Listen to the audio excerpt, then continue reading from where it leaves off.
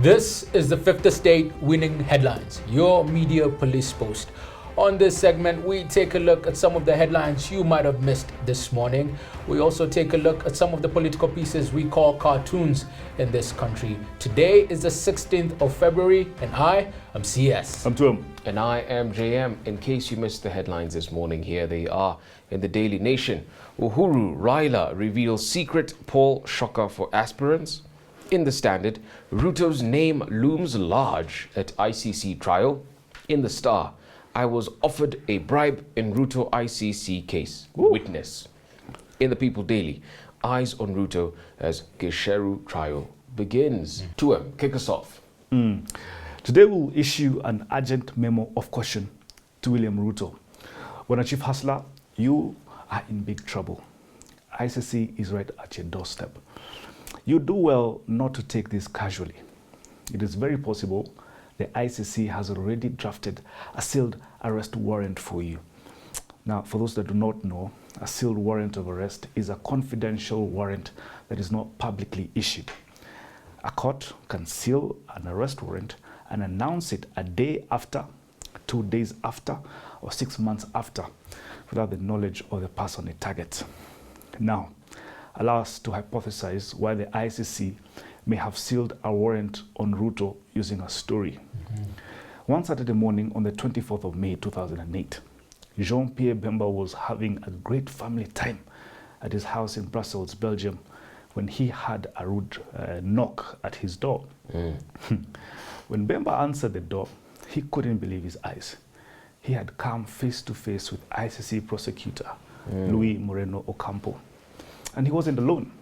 Ocampo was accompanied by tens of Interpol police officers. Anyway, Ocampo unsealed the arrest warrant addressed to Bemba. He read it to him, apprehended him, and shipped him out to The Hague. The whole arrest warrant debacle caught Bemba unawares. And that's because there was no indication ICC would arrest him. He had no idea that there was something known as a sealed warrant of arrest. Excuse me. What Bemba did not also know was that on the 23rd of May, a day before Bemba's arrest, Ocampo had obtained the sealed warrant from the pre-trial chamber at the ICC. Ocampo then immediately traveled to Belgium because he had intel that Bemba was due to travel to Kinshasa on the 25th of May. And that's how Bemba was cooked. What's the point of my story here? When Bemba was arrested, his case was at the pre-trial stage. It was basically at the investigation stage. Question is, if Ruto's name was mentioned 67 times yesterday by the first witness at the trial stage, what makes us think that the ICC has not drafted an arrest warrant? To put it differently, if a sealed warrant of arrest was put out for Bemba when his case was just at the investigation stage, why would Ruto's arrest warrant wait until Gicheru's trial is over? But even more, if Ruto was yesterday named by the ICC as a big man responsible for bribing witnesses, who tells you the ICC does not have a sealed warrant of arrest out for him? Our hypothesis is the sealed warrant of arrest of William Ruto is out there. The Paul Gicheru trial is just a background of acceptance for his arrest. By the time Gicheru is done singing, William Ruto should have barricaded himself in the maize fields of Sugoi. In fact, if Karim Khan puts out an arrest warrant on him, Ruto will be confined to Kenya's borders. Should he tanga to Uganda or Dubai or even DRC, he is finito. They will arrest him and lock him up at The Hague. Take that or leave it. You know, one of the things that fascinates me about that Bemba story, one of the other parallels, is Jean-Pierre Bemba was also a vice president. Yes. And he was also running for president. Yes, absolutely. Exactly. Exactly more. Now, we have previously stated that once Paul Gicheru's trial starts, a lot will be revealed in the 5 months leading up to August. So today, our reading is from the book of Revelations. Right. Looking at the front page of the newspapers, we notice that all 4 papers portray the ICC trial as a Ruto affair. Yeah. Understandably so. because on the first day alone, as 2M said, Ruto's name was mentioned 67 times. Yes. The question that arises, one which we asked on Monday, on Tuesday, and which we ask again today is, who is really on trial? The answer we gave, and which we reassert, is that the de jure or official position is that it is Paul Gisheru on trial because he is the face of the criminal enterprise. However, the de facto actual position, when you lift the veil of the enterprise, the eyes you will find staring back at you are William Ruto's. My, oh my. Why is this important? It is the fulcrum upon which the case turns. That is the purpose for which the crimes were done, which is why prosecution counsel Alice Tsago was keen to establish criminal intent, also known as mens rea. The intent took the form of a common purpose. Yes.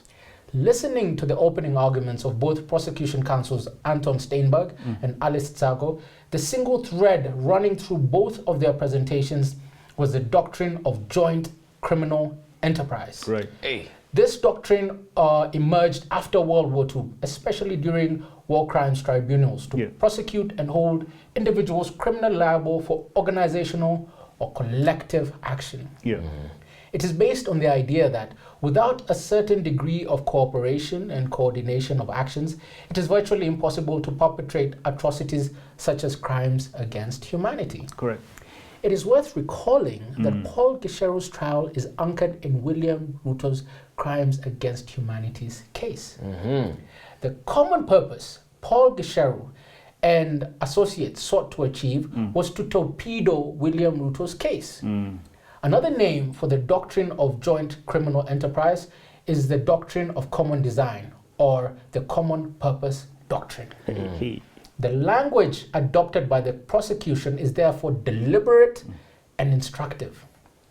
As Anton Steinberg highlighted the evidence in support of the 8 counts, we were introduced to the common plan, which had 4 managers. We can call them the foremen of the horsemen of the apocalypse. It had intermediaries and associates. Correct. Essentially, this was an organized enterprise. We were also told, according to witness P613, there was a chain of command and that these people had a network.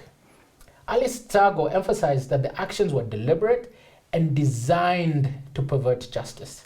In sum, what the prosecution was basically saying to the court is that the elements of joint criminal enterprise or common purpose are present in this case. And as Anton Steinberg concluded, he emphasized that the cumulative effect of the evidence demonstrates a consistent pattern of behavior for a consistent purpose, to locate, contact, and bribe or intimidate prosecution witnesses to withdraw and recant their evidence. Ultimately, the question that remains is who was the beneficiary of the common plan and its common purpose? If Paul Gisheru and his associates were agents of the common plan, who was the principal? Yes. The prosecution told us of the big man. Yes. Hey. This is because one of the elements underlying the doctrine of joint criminal enterprise is a theory of control, which establishes the real leader of the enterprise. So when we ask who is really on trial, it is because it is increasingly apparent what the prosecution is driving toward: the big man. Guys, Wakili, well done. Very well. What a succinct breakdown. Absolutely. Now, I'll shift gears just a little bit. Yeah. Over the last few weeks, the dailies have primed Kenyans for a battle royale between the president and his deputy. Correct. And the question Kenyans are asking is, in this high-stakes campaign to shape Kenya's future, who will emerge the winner? From the much we know about William Ruto, his ways are like those of a lion. He is bold and courageous. He roars. His game of politics, it's obvious. And he seeks only one thing: to dominate, and to do so nakedly. But if William Ruto has styled himself as a lion, Uhuru Kenyatta has styled himself as a wolf. As Niccolo Machiavelli told us, the lion's biggest handicap is that it is incapable of being cunning, incapable of smelling traps. And that is why Uhuru Kenyatta has shied away from the lion-like persona and adopted the persona of the alpha wolf. Yes. Now, from the little that we know about Uhuru Kenyatta, one thing we know for sure is that he has 10,000 hours in being cunning. He strikes when least expected. Yes. He's a master of chaos. Yes. And he's all about the long game. Yeah. And a good story to illustrate this is from the year 1788, when the Austrian Empire went to war with the Turkish Empire. Right. Now, the night before the battle, the Austrians camped beside the river Timis, near a town called Karansibis. Yes. As they set up camp, they suspected that the Turks were on the other side of the river. So a detachment of soldiers on horseback, also known as cavalry, was sent across to look for them. Now, they didn't find these Turks, but they came across some changa brewing women, some gypsies, who sold them some really strong changa in barrels. Yes. Obviously, they started sipping along the way. Yeah. And as they made their way back to the camp, a scouting group of soldiers, several ranks below them, came by. And they demanded to share the alcohol. Yeah. But the cavalry refused. They said, "We are knights. We cannot drink with foot soldiers." Yes. And here, I want you to picture Ndindi Nyoro, a foot soldier in UDA, demanding to share a drink in a table with Rigathi Gachagua. Of course, they don't dine together. Yes. You know, one is a knight and the other is a pawn. Yes. Anyway, ultimately, the argument between these soldiers degenerated into a brawl. And in the midst of all that, someone pulled out a pistol and fired a shot. The shot was heard from the Austrian camp. And the Austrians, they panicked and automatically assumed they were under attack. Yes. So then they returned fire. And in that whole rasha, Yes. the Austrian army began firing at shadows and they began killing each other. Yes. It was really unfriendly fire. Yes. And the Austrians, they butchered each other that night. A day later, the actual Turkish army turned up. And to their shock, they found up to 10,000 dead Austrian soldiers. What's my point here? Yeah. Take it to the bank. Yes. This is the chaos that will befall UDA in the weeks to come. And the chaos, Yes. you know, we will see, will not be a coincidence. Yes. It has an owner. Yes. It has the signature of a dangerous wolf who sits somewhere at Dennis Pritt. Kweli Amarongo. Kweli kabisa. Watajua. Hawajui. Haya. Now, we have a three-part criteria that we use to assess the headlines: topical or speculative, repetitive or groundbreaking, and thoughtful or just plain lazy. I'm quite drawn to the Standard. Absolutely. Ruto's name looms large at ICC trials, 67 times. I think that deserves to be a winner. Toss the rest and onto the political pieces we call cartoons. Yes. Why don't you kick us off with the Standard, CS? Actually, this picks up from the story you just gave us. Yeah. One of the ways in which we're going to see chaos is in the upcoming nominations. This cartoon here depicts a wedding. The bride is parties and the groom political party aspirants.